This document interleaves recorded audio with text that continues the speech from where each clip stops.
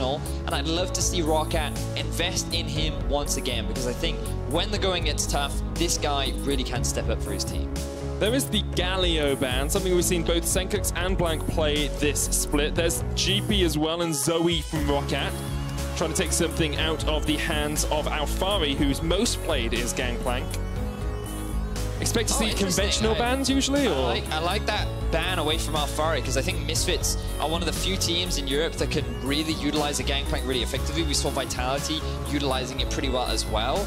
And it's also one of Alphari's comfort picks. He's an individual that loves to play these carry kind of tops, but he's not about dominating his lane in the early game. He's much more about contributing more to his team as the game progresses, picking more of these scaling side lane threats. I feel like Camille is going to rise in priority for this Misfit squad, given that Gangplank has been taken off the board. Whether or not they look to early rotate it, though, is still up for debate. Well, Cogmore as well removed by ROCCAT, the Sejuani from Misfits, so thinking of things like Azir, Ryze here, some strong mid laners, maybe needs to get pinched away from the champion pool. But there's still a lot of options for both these two teams. Is also still up and available. Good prediction, Vedius. Immediately taken off the board by Misfits. So conventionally, you would expect something like the Ryze or Azir to be the early priority. We saw Blanc pick up the Ryze yesterday, and he started off the game very well, going 2-0-0. And it looks like they're going to repeat that once again. Now, you would expect the common answer to be the Azir, because you always have that, oh, Ryze's early game advantage, gets to late game, forced to split push, whereas Azir, he loses in the early game. He still has a couple levels where he can trade pretty well, but he has the better team fight value later on and can really offer more than the Ryze can later on. And it looks like Misfits just going to go for the standard meta slave, put Sencux on a champion that, to be fair, he's actually struggled quite a lot on. He's played one game on it and was 40 CS down at the 15-minute mark when he played Azir. That was the solo kill game against Jizuke, where he took his tower, killed him, and then swagged away. Have to see what Misfits decide to match up alongside this Azir. Zac is a very good option, and Maxlore will lock that in for himself. We've seen Zac really rising in priority. Jankos used it incredibly well yesterday. Now Maxlore has his hands upon it. Now the cool thing you can do here if you're ROCCAT is Memento could actually pick a little bit more of an aggressive jungler with something like a Kha'Zix, because you already have a pushing lane with the Ryze, and you know that we saw last game, Zac can't really trade that strong in the early game. He's decided to go for the Jarvan, but you can still afford to do that, given that you will often run the Electrocute and have a lot of early burst damage. Remember yesterday, we saw Gilius invading at level 2, given that he had this pressure in the early laning phase. So I think ROCCAT can look to utilize the fact that they've got a strong pushing mid. Camille typically considered a strong pushing top, unless Misfits choose to answer with a Gnar, where they can get a little bit more pressure back in the laning phase. It's really interesting to see ROCCAT go for the Camille this early on, because Prophet has been so good on the Gnar, so effective in that top lane, has yet to play Camille, and they decide to secure it for him. Into it, it looks like it's going to be an Ornn for Alphari. Now so remember, you can flex this Ornn. After the nerfs to the Unstoppable, some top laners have considered him to not be that good in terms of trading, and now the Camille stun can actually interrupt that, so you have a little bit more pressure during the laning phase. I actually expect it more to be in the support role, and they're saving the top lane counter to later on in the draft, seeing what the enemy support actually picks up. And I think having that flexibility is a good option here for Misfits, and now they'll start to ban away some of the strong supports like Braum and maybe even Taric that can act as effective counters to the hard engage that Misfits are building for themselves. It also means that ROCCAT have to make a decision whether they do ban out some of those top laners that deal well with Camille. At the moment, they're going for the Kalista. Looking at the AD carry pool, Heaq has played some safer AD carries, lots of Ezreal, lots of Caitlyn this split. And there is the Ezreal ban from the Misfits. Interesting, so they don't want to give that lane power. They may look to first pick either their top laner right now or the support. I mean, sorry, the AD carry. That's the big question, so you still don't fully know where that Ornn is going to go. But with the Ezreal ban, I think that's quite interesting. Musi was telling me yesterday about how Ezreal can provide you with a lot of lane power. Even after the nerfs that Ezreal did receive against a champion like Tristana, you really do have a lot of trading and pushing power. You have to feel that Misfits go for a Tristana here, though. AD carry pool is very pinched. There's only Caitlyn and Trist really left out of those main two. Great prediction if he locks it in, Medic. Oh! Color caster extraordinaire. There it is. Evan Medic Chamberlain right here.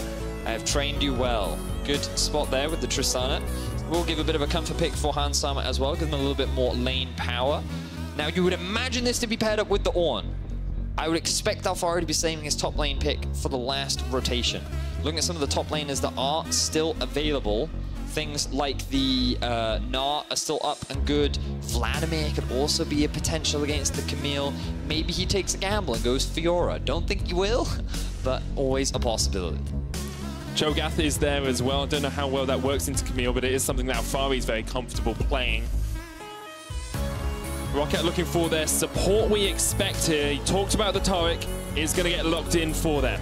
I'm surprised that they decided to ban away the Ez over the Taric. I think it's because their eyes were on early rotating the Trist, and they recognized that yesterday Trist is a pretty good disengaged AD carry and hard to lock down, especially if you're running the Zac. So they said, you know what, we'll ban away the Ez, secure ourselves the Trist, and now they're just going to have to find a way to play around this Taric, which, to be fair, provided them with a lot of issues yesterday. I remember 2 big fights where that Taric ultimate swung the fight in favor of Giants, and rounding things out with the Alistar, so the Ornn will be going up top lane. Looks like Alphari will be playing a tank, and they'll be relying on Sencux and Hansama to be the big carries. A bit of a shift from what we've seen from this Misfits roster. Hansama has been carrying them incredibly well thus far. On the other side, ROCCAT have Prophet in the top lane, who's played very well. Heaq, who's putting out big DPM, even if he's not the most noticeable of carries. And then Blanc on that Ryze in the mid lane, played it very well yesterday. Really good at splitting the pressure across the map. Now, you would expect in the early laning phase ROCCAT to have the pushing advantage. They have a lot of strong laners with the Ryze, the Caitlyn, and the Camille, which should allow Memento to go for these early invades and try and mitigate some of the pressure that Maxlore is going to look to exert with the Zac. However, you can't really ignore the all-in power that this composition has from Misfits. The Ornn ultimate, the Zac ultimate, the EQ engage combo from the Alistar, the Shurima shuffle from Azir. And if you're feeling really audacious, you can go for the Tristana ulti flash play knockback. The wild turtle, I believe. The wild turtle. Regardless, there's a lot of engage on the side of Misfits right now. What are ROCCAT looking to do then? You say they've got pushing lanes. How does their composition actually work as the game progresses? Well, again, it's all about the early game, very similar to what we saw yesterday. Their siege is really good with the Caitlyn. They can set themselves up for the 1-3-1 later on into the game. So if it goes late like it did yesterday, they have the ability to play on the side lanes, which we've seen both Blanc and Prophet can do fairly effectively. ROCCAT versus Misfits, 3 and 4 versus 4 and 3. ROCCAT looking to even out the series as we get onto the Summoner's Rift. Even out their position in the LCS. And the Summoner's Rift has got a stopwatch. Went golden there for a second. You freezing as well. The camera's not on us, Vedius. Oh, right, yeah. Doesn't work if you do it just there. I was doing the stopwatch impression. Thought it'd be funny. But yeah, this gives us a lot of opportunities to talk about the stuff that's going to happen in game. So top lane is where I want to focus first. Wait, because you've got Camille and Ornn. I want to talk about the junglers first. We can talk about top lanes after. Okay. I'll let you go first this time, Vedius. Jungler's really important because Memento needs to invade Zac. Zac is really good early ganks because you can never really see where he's coming from. He will max the elastic slingshot first, and when you have a lot of ganks set up in the form of Alistar, Trist in the bottom lane, you have the Shurima shuffle in the mid, you've also got an Ornn who can be also surprisingly effective at setting up ganks in the top lane. There's a lot of setup for Misfits, so it's really important that Memento invades and shuts down the jungle. Just quickly so that everyone knows, Blanc is switching the DPI settings on his mouse. They weren't set up optimally before the game, so he wants to make sure everything is perfect for him as he gets into this game on the Summoner's Rift. So obviously wanting to set those up properly. 3K DPI, personally. I really like my mouse. That's so high. Super sensitive. I play 800. Wow. I like the flick shots. You know, it's funny, I'm an AWPer. Because I was told when I first started playing League of Legends that if you have a higher API, that's what all the pros use, and I wanted to be a pro player, so I tried to copy them, and I learned to play League of Legends on an insanely high DPI, and now everyone that uses my mouse, I can't play with anything lower than 3K. See, I was the same, and then one of my friends was like, stop doing this, play at 800, and I listened to people. I can't, it's why my wrist is really bad right now, actually. I would highly recommend you lower DPI, because it is not good for your wrist in the long term. As well, we're just checking to make sure Blanc's mouse can click. That's important. It's a very important function of a mouse. Really, really valuable, I would say. If it can't, we'll obviously get it sorted out, maybe get him one of his extra peripherals that we have. Right, so you wanted to talk about Camille versus We've talked about Memento. He needs to invade. He needs to pressure the jungler. Yes. Camille versus Ornn. Prophet versus Alphari in this top lane. Okay, what exactly would you like to say? I want to know how this matchup goes, because we thought the Ornn was going to be support, and then Misfits were like, nah, it'll be fine in the top lane. It can deal with Camille. So, I mean, the thing about Ornn is he still does a lot of what he used to do, which is he trades surprisingly well, largely because he has the shield on his W. You have a pretty easy to set up CC combo with the Q and the E. And then the moment he gets ulti, he actually has a lot of engage threat, even onto a champion like Camille that has a lot of mobility. Now, in terms of skirmishing early levels, I would give the advantage over to the Ornn. But the moment Camille gets first back, I would imagine she'll either go for an early Tiamat or an early Sheen. That's when she should start winning out against this tank, because tanks unfortunately aren't designed to be strong in a side lane. And while Ornn does have a lot of wave clear and wave pressure, the moment that Camille gets a couple of extra items, she'll start winning out in this 1 versus 1. And I think that suits Prophet quite nicely. We've seen that he is this kind of split push player. He's an individual that likes to be ahead during the laning phase, and I think that he's on a champion in a matchup that he's set up to do this. But at the same time, Alphari, he is someone that prefers playing carries, but again, he's not an individual that gets his leads during the laning phase. He prefers to hold his own and just get out of laning phase unscathed, and then transition his value more towards the mid and late game, where he can offer a little bit more value to his team. He's always TPing in, he's always working very closely with Maxlore, and we'll see how that translates into game as we return back to the rift. You can see all the players clicking furiously there. Clearly his mouse does work. You can see Blanc moving. Tiny steps. That's a low DPI right there. The support battle. This is the most important part of playing support. Norskaren's even doing. It's gems versus bells. The ultimate battle as the crowd gets involved. Guys, don't encourage them. Observers, come on. I think they're allowed to encourage them, in all honesty. This is so fun.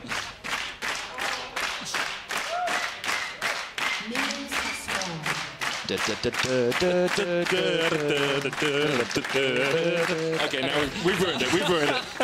Vedius, yesterday Misfits played up against Giants, and they struggled quite a lot when it came to the later portion of the game. They were doing so well, and then they fell off a cliff. Yeah, that's exactly the analogy I had in my head. You know, they're driving a bungee jumping. Yeah, except the cord broke at the end, and that's where they unfortunately lost the game. Misfits, they had a massive gold lead up against Giants, and as we said in the pre-game, they just kept forcing fights against a team fight composition from Giants that just ripped them apart. They couldn't team fight, they needed to play the 1-3-1, and this time around they've just said, aha, if we have to team fight, let's build a team fight composition. So now they have a lot more engage, they have a lot more scaling, and this composition is very much set up to try and force ROCCAT into those fights.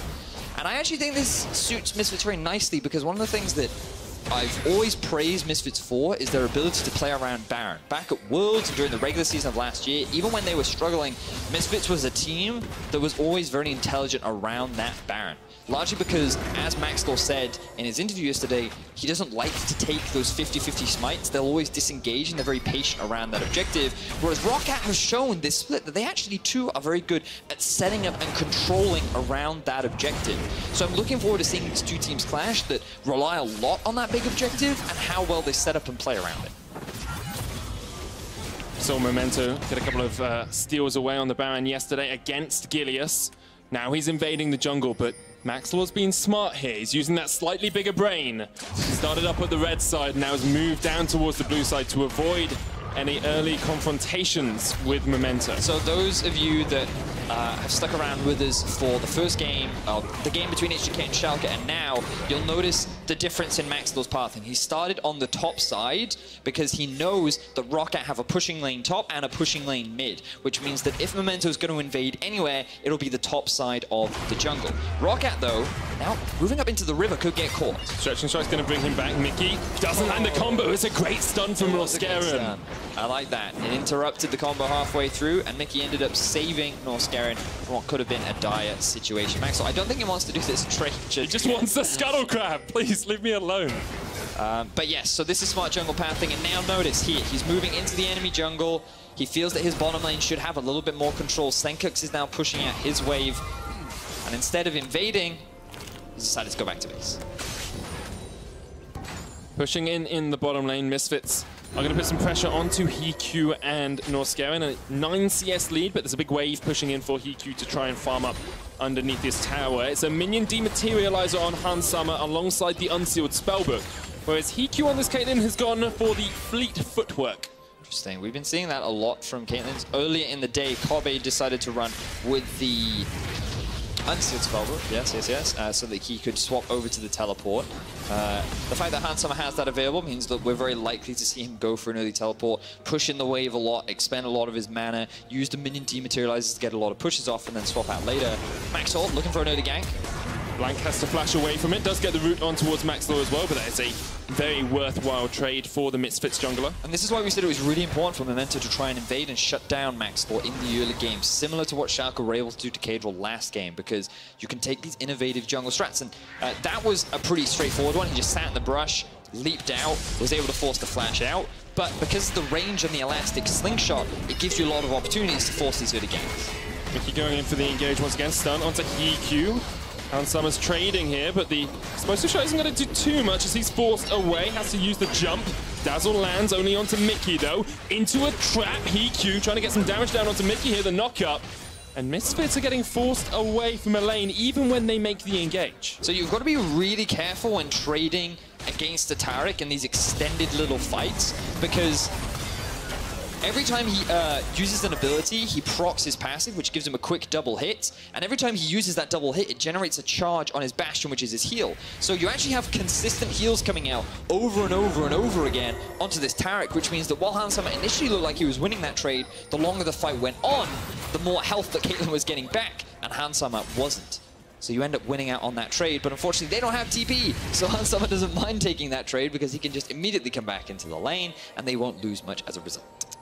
Both the top laners have teleported back into the lane as well. Prophet, across the course of the split, has kind of been an unsung hero for ROCCAT in a lot of cases. His laning phase incredibly strong. You can see jungle proximity is low for both of these junglers, but the forward percentage for Prophet, he likes to push past that middle portion of the map and really try and pressure his lane opponent. And this really identifies what we were talking about earlier on. Look at the jungle proximity that you're seeing from Prophet as well. He does not get a huge amount of jungle attention, yet he's still able to build up very significant leads during the laning phase. And also, we talk about the forward percentage. The reason why Alphari's is so low is because he often picks these champions that aren't set up for it. We've got to go back to mid. Maxlore's going to get the jump in with the elastic slingshot, but the gold comes out and Blanc escapes. Outplayed.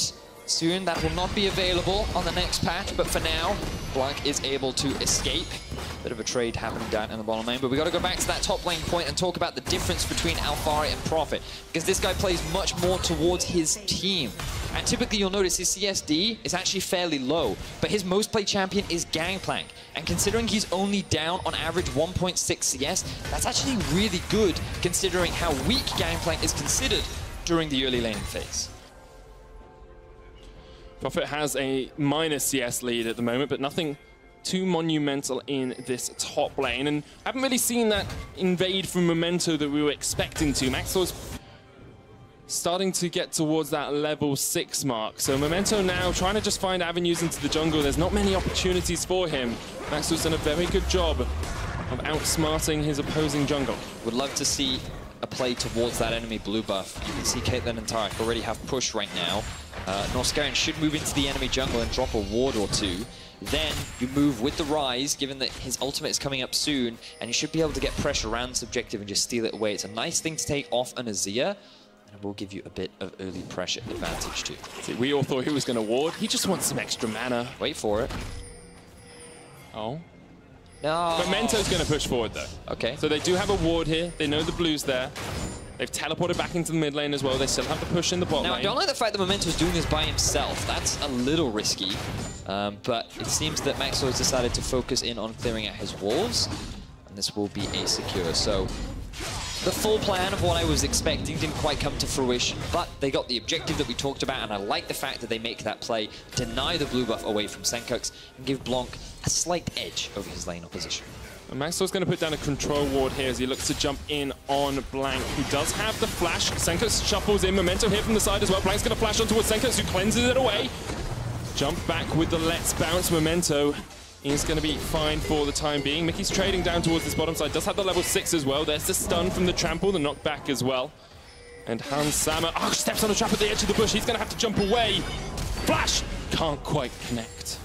A misplay there from Hansama. Didn't see the trap and wasn't expecting that amount of damage. Now, Memento, good counter gank in the middle lane. I saw the pings coming down and they were like, oh, hang on, that control wood was just dropped. I reckon Maxlore was going to come for a kind of gank in the middle lane. See a bit more training down in the bot. Explosive charges on Norskeren. He'll use early, but another trap on Hansama. Doesn't have the heal, of course. He's only got the TP. Heaq isn't going to go any deeper for this, but Misfits bot lane is not performing as well as we often see it. They keep trying to go for these trades, which the Taric and Caitlyn are able to win out. Again, remember those extended trades with all the healing and the stuns coming out from Taric. It's making it difficult for Misfits to really win out. Taric often does well into those melee supports and is proving it once again as to why. Maxlore now recognizes, oh no, my blue buff has been stolen. And will unfortunately have to walk through the river in shame. It's interesting though, because although Hansama and Mikyx are losing the 2v2 trades in the bot lane, because they have the teleport, they can just get back even quicker into the lane, and it means there's about a 15 CS lead here for Hansama and some damage on the tower as well. Could even look for the first tower down towards this bottom side because Maxlore is here. And this is the risk that you run by going for the fleet footwork. It will offer you an extra bit of mobility in the late game fights, and with all this engage, it does make sense. But the early pressure that is going in favor of Misfits is really starting to grow. Do they go for this? The minion wave is a long way away. They decide against it.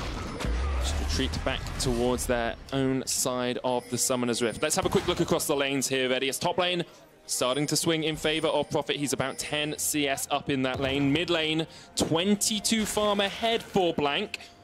And Sencux once again is struggling to actually keep up in the laning phase. Typically, you would expect a slight CS lead in favor of Ryze, but I'm a little surprised that it's this big. Feels like Sencux is showing a little bit too much respect to Blanc, perhaps, but I guess you kind of have to when you have two pushing lanes and an enemy jungler that can just come in and blow you up at a moment's notice. So for the time being, he's just going to farm away. I definitely feel that Sencux really does step up once you reach the mid-game. Once he starts being involved in team fights, that's where you actually start to see some of the true strength of this individual. Laning phase, definitely not one of them, though. And his shuffles have been pretty strong thus far. Has caught out Blanc a couple of times, making him burn the coming down stopwatch. I feel like they want to try and use this Ryze ulti to secure an early tower. Camille also roaming down towards that mid lane. Pushing lanes happening here for ROCCAT. We talked about it. It allows Memento to be a little bit more aggressive. Blanc pushes in the mid lane. Camille is going to roam her way back up towards top. It's only a Cloud Drake, so I don't really expect to see much action around there, but getting the first tower of the game is a great signal of intent for you for the rest of the matchup. And ROCCAT are looking for it. They only have about a 700 gold lead, but it's not nothing. They have an advantage. Both top laners have TP as well, and they want to save it in the event that this bot lane play does occur. Misfits are pinging out on the Cloud Drake. They recognize that ROCCAT have control over it, and they're expecting it to be started. The question is, how will Maxlore respond? Memento praised him for having the bigger brain. Can he use that bigger brain to stop this early objective from ROCCAT? See, Blanc thinks he needs to put some pressure on here because Memento was on the Cloud Drake. He's going to take some damage in response as Memento comes in down towards the Dragon, though there is a fight as Mikyx has engaged on towards Heaq and Norskeren. Heaq has no mana. We know how dangerous that is for a Caitlyn, but Mikyx is now caught out the flank from Misfits. Cosmic Radiance, here comes Prophet onto the backline. This is going to be a double. You have to feel on Summer's dead. Mikyx flashes, but the follow-up flashes come in, and ROCCAT get two. The TP play was so much quicker from Prophet than it was from Alphari. Immediately he came up from behind Misfits and was able to get an extremely effective collapse down onto the bottom lane. Really good play there from ROCCAT, getting themselves an early lead and doing what their composition needs to do. And it's not just a single member, it's all of ROCCAT working as a team. Blanc pushing in mid, bringing Maxlore across. It opens up the river. Such good stuff from ROCCAT here. They're going to get the first tower as well, and with it a 3,000 gold lead over Misfits. This is what you would expect from this ROCCAT composition. Love that TP there from Prophet. Also, his ability to interrupt the Tristana jump, something that you very rarely see. So, Misfits, they go for this gank in the middle lane. They cannot commit to it. And while all that's happening, Mikyx feels that they can get this collapse down, but what you don't see is this TP coming up from behind them, just below the river. Hansama sees it way too late. He tries to go for the jump, but he mistimes it. He ends up getting stunned and locked down. And that allows ROCCAT to continue their chase onto Mikyx and secure themselves 2 very quick kills. And both of them go on to Prophet, the guy that's designed for split pushing. He, as an individual, loves to be in a side lane and loves to just draw that cross-map pressure. Unfortunately, Alphari is not a champion that can match it. This is not the Fiora versus Camille like we saw earlier in the day. Fiora will win this 1v1 on the side lane, and it's only going to get rougher as the game progresses. Ryze going to try and trade in. Has got Iceborne Gauntlet first on this Ornn. Bit of armor, bit of extra damage in these trades. Also mana, a very big thing that's important for Ornn, given that he does spam a lot of abilities. You can very quickly run out of it.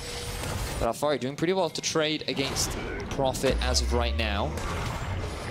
Now they want to secure themselves the blue buff. This time around, ROCCAT not setting their eyes on stealing that one away. Their focus is on getting that top lane tower, the next objective on their list to secure. They did lose the Rift Tower, as we said. They can, however, continue to push in. BF Sword Pickaxe completed on both AD carries. Hansama and Mikyx giving a lot of respect to Norskeren here, who has had a very good split thus far. One of the standout rookies, I think most people would agree, especially his Braum play. And now his Taric as well. 15 minutes in, 2 towers to 0 in favor of ROCCAT. And Misfits are starting to fall behind. ROCCAT have shown us how well they play when they are ahead. Remember that both these teams coming off the back of a loss from day one. One of them is going to go 0-2. Which is going to be a big deal in terms of the standings. ROCCAT, they had a good start to the split. They were sitting near the top, and now they're in the middle of the pack. And Misfits in the opposite situation. They were at the top for a while. Now they're at the risk of falling down. A lot of important standings implications ride on the outcome of this result. And also, you got to think about what it means for the mentality of both these teams. Especially for Misfits, they have such a good opportunity to separate themselves from some of the other playoff contenders. You know, Splicer at 4-4, Schalke at 4-4. If Misfits could get to 5-3, you really put a little bit of breathing room between you and the chasing pack. ROCCAT try to even themselves out in that tied position on the 4-4 scoreline, and they seem to be doing a very good job of it thus far. A lot of people, as they came into the split, would have said it's just a ragtag bunch, a team that doesn't really have any coordination, doesn't really have any obvious identity. They have definitely shown that is not the case. I mean, ROCCAT, as an org, they have this tendency to surprise, right? They are that talent factory that always produce individuals that somehow make it onto some of the more accoladed teams, as it were. You know, we've talked a lot about the history of both these teams, but now we've got to get focused in on the game, because Misfits want to be proactive. They want to try and get a few added towers of their own. Rift Tower coming in from behind the tower here. It's going to get locked up and isn't going to get much damage down here at all. I'm not quite sure the intent behind that play. It was there. 2 members top, so now they can have a 5-man movement over to the mid, but here comes an engage. All of the force shot, Sencux is dead, Heaq gets it, and now we're going to see Prophet use the hexagon to maybe get out of the fight. A double knockup, and Summer just about eking his way away, but Blanc's not going to let him escape. Cosmic Radiance comes down, Alphari in the backline, Mikyx getting chunked out, Alphari's going to fall, double knockout. Prophet and Heaq are on the chase here, and Alphari, even the shield can't save you now. ROCCAT get 4. And Misfits get 0. They use the Rift Herald top to try and bait ROCCAT up towards that side of the map. Then they could rush down this mid tower. But ROCCAT just force a fight. They feel confident. They feel ready. And they're able to very quickly shut down this Misfits team and extend their lead to 7,000 at 18 minutes into the game. It's a magnitude of advantage here. And let's look at this again, because Misfits just keep fighting. So, Sencux just gets blown up way faster than I imagined he was expecting. He did have his flash available, decided not to use it, and the moment that Jarvan just comes in, ROCCAT recognize they have so much more damage at this point in the game. Prophet again with a fantastic teleport. Oh wait, my apologies, just a fantastic flank overall. And Norskeren living up as he always does, showing a lot of excitement towards the success of ROCCAT. This composition is reliant on getting an early lead. They're playing towards that 1-3-1 comp that they do have. And Misfits, yes, they do have the scaling advantage. They do have the ability to team fight, but typically they are pretty good at mitigating until they get that mid to late game point. But so far, they've given away a very significant lead that ROCCAT are looking to run away with. Heaq building up towards the Infinity Edge next. You've got the Abyssal Mask, parts of a Zhonya's as well for Blanc. Trinity Force already on Prophet in that side lane. It's going to be so difficult for Alphari to deal with him in any way, shape or form. ROCCAT trying to solidify their position near the top of the EU LCS here. Coming up to the halfway point in the split, I don't think anyone would have expected them to be this high up. But they are definitely silencing their haters right now.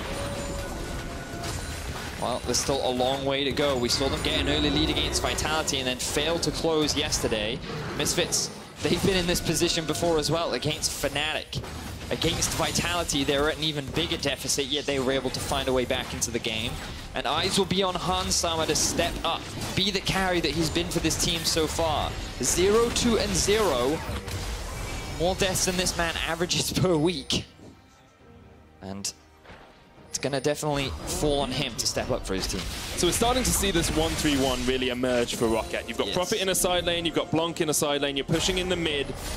Baron is on the cards, just spawned. There's a Cloud Drake as well. Apart from just pressuring the lanes, is there any other way that ROCCAT can really solidify their lead? I mean, right now, their comp is stronger.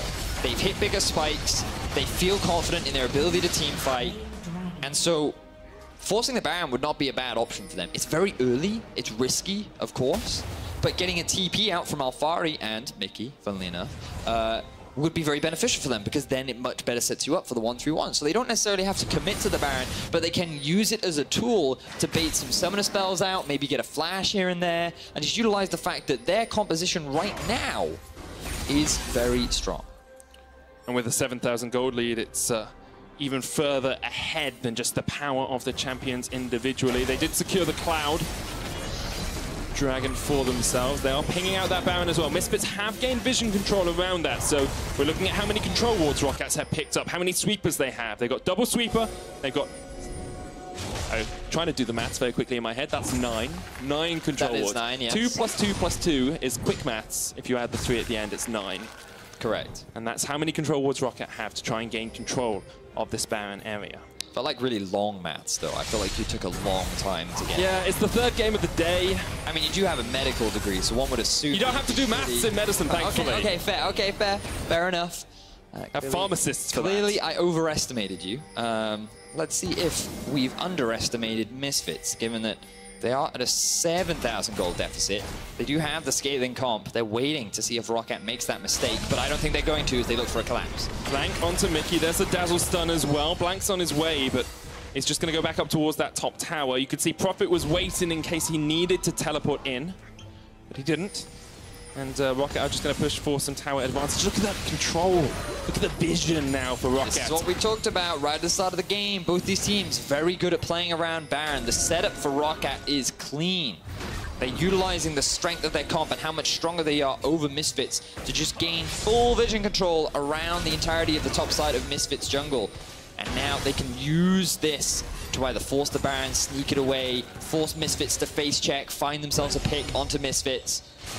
The Baron setup from ROCCAT, once again, showing to be very clean. Misfits do still have a couple of wards in the river, which is helping them out a lot because they know it's a very low probability that ROCCAT are actually doing the Baron, even though they don't have vision directly on it. But so the thing is, ROCCAT have a few options here. Option number one is if you haven't swept out the river, you just wait 3 minutes because you know that the vision will be gone by then. Or you reset, you clear through the river again, and then you lose a bit of control over the enemy jungle, but then you know, okay, we're guaranteed that this is clear. Once we gain or drop these certain control wards, then we can just go back and rush the Baron, or we can force them into a diet situation. Right now it feels like their patience is more focused on, we're going to wait for the wards to expire. We know that we have split push threats, so we're just going to take advantage of that, and they're able to secure themselves another tower. So ROCCAT utilizing their comp extremely effectively right now. That's forcing Maxlore to face check a very dangerous situation. But I suppose he knows that Heaq and Norskeren are bots, so not as dangerous as perhaps indicated before. 23.5 minutes in. There's an 8,000 gold lead for ROCCAT, and they're on course for almost a perfect game here as well. Only the Rift Herald goes down in Misfits' favor thus far. No tower looking like it's going to fall soon. Scoreboard, Medic, so no one knows. See, this is the thing. I think Rift Herald doesn't count towards a perfect game, but I know some people think it does count, so I had to mention it for the people who are wrong and think it counts. That's very fair. Kind of you to consider them. Yeah. People are often incorrect, and you have to consider that in your everyday life. That's funny, coming from you.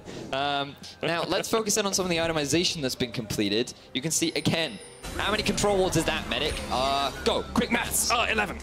It is, in fact, 11. Good job. Which side were you talking about? If they're both 11, that's very impressive. Oh, okay, let's see. This side's 9. So, oh, yeah, but you knew I was talking about ROCCAT. That's the synergy I would come to expect from you. But Misfits, they're investing heavily in control. It's a big vision game right now. Always very exciting. I know the Fisher's backstage watching very closely at all the wards. And there's my favorite ward. It's your favorite ward, Vedius. Why is it your favorite ward? Because very rarely do people actually check it. The first rule of setting up for Baron is you put a control ward in the pit and outside the pit. And we don't have time because the fight's happening. Prophet's jumped onto Sencux here as well. Maxlore goes unstoppable for the knock-up. There's the Realm Warp, and Mikyx going to get caught out here. He's sacrificed. ROCCAT get another kill. 7-0 now. Now ROCCAT find the pick much sooner than I was expecting them to find it. I felt like they were still setting up for the Baron, but they said, no, no, no. Misfits have overextended in the enemy jungle. This belongs to us, and we're going to use it very quickly to secure ourselves another tower and maybe even start off the Baron. No Realm Warp here for Blanc, so he does need to be a little bit cautious as to how far he pushes forward, but ROCCAT want to fight in the mid lane. Alphari jumps forward onto Prophet. The flank from Norskeren can't quite connect with the Dazzle. Prophet's going to get forced away. The trap. Get some damage down from Heaq as well. They do get a top lane tower from that as well. So ROCCAT slowly chipping away towards Misfits base. ROCCAT playing this very cleanly right now. 10,000 gold in their favor. You have to imagine that it would be very difficult for them to throw away this game. But don't say that, Vedius. Cast cursed. Yeah, well, we shall see. So, this is what we were talking about. ROCCAT, they have control over lanes. So you can see mid has been pushed up. The bot was pushed up as well, allowing Prophet to roam over to join the rest of his team. They are guaranteed to have a numbers advantage. And then as Misfits is trying to reclaim vision control, ROCCAT strike and secure themselves a pick. And that is exactly how you want to be utilizing this vision. Rather than go for the Baron, because they hadn't killed Maxlore, didn't want to risk the steal, they decided to go for tier 2. I think it's the safer and smarter play. And Memento showing maybe his brain isn't that small after all. ROCCAT just looking so much stronger than they have in previous splits. Like, previously they would upset a team. Now they are consistently challenging the top teams, or the teams that we expected to be near the top. Deathless thus far this game. They have never in their history as an organization had a deathless game. Wow. Five times they've had one death. But to have a deathless game against Misfits too, a team that looks very good over the last couple of weeks, except for this one. Even yesterday, they had such a significant gold lead that they very quickly threw away. I wonder if ROCCAT will do the same, or whether or not they can cleanly close this one out. Right now, for the time being, they're taking the time. They're utilizing the 1-3-1 comp that they have. You can see Camille still sitting down in the bottom lane. Prophet doing what he does best and acting as the split pusher. Double buff on top of him too. Level 16. Alphari really not able to deal with the amount of power this Camille does have in the 1v1. Alphari's got for the Warmogs on the Ornn as well, just to try and regenerate after some of those trades. And I want to take this brief opportunity to talk to our audience about windows, because windows are... Double glazing? They are, but also a term in League where you have a window of opportunity to make a play. Now, just keep your... If we can pan the camera over to Prophet, what you'll notice is he's just pushed up the bottom lane, and Alphari has to clear this out, right? Because he wants to get the experience, he wants to make sure it doesn't hit the tower, and he doesn't want it to go to waste. This produces a window where Prophet can move with his team to try and make a play happen. That's how they found the earlier pick, and that's how they find other opportunities like this. Now, usually in the longer lanes, windows are more prevalent, and in this short scenario, Alphari can very quickly clear it out and join the rest of his team. But we've now seen twice Prophet use these windows to find other advantages with his team. And it's really important as a split pusher that you recognize when you can take advantage of these windows and when your team can look to try and make a play, because that is how you successfully play these 1-3-1s and how you're able to close out the game. And you have to try and deny windows as much as possible. Prophet's going to jump on towards Maxlore here. There's the call of the Forge God as well. Cosmic Radiance is going to come down.